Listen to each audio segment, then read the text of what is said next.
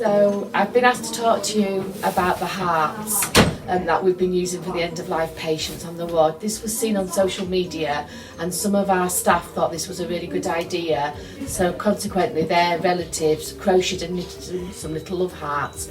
Obviously we put them into packets of 2 for infection control purposes, and what we do with these hearts is obviously with the COVID, especially with the COVID more than, and I think we'll carry on this practice after the COVID because I think this is a lovely idea.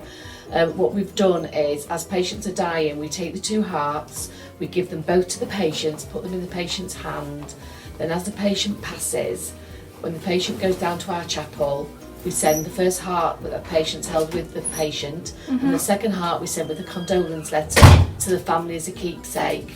And this has been received really, really well by relatives and families. So the fact that we started this whilst COVID had been going, so we didn't really start this at the beginning of COVID, and we had a lady ring up and said, I've heard you're doing hearts and my dad passed away, can I have one? So we sent her one out as well. There's a wife and a daughter, or other family members, and they want a heart as well. We've been sending out extra hearts to them, and these hearts have been crocheted and knitted very kindly by members of the public, and now we've got quite a supply of them within the trust, and we're going to carry this practice in after COVID's finished because we think it's a lovely thing to do. It is, it's really lovely.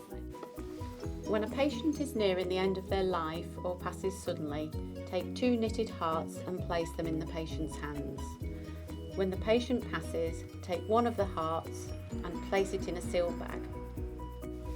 On completion of last offices, clip the bag with the heart into the patient's notes with a bereavement card. The second heart will always remain with the patient.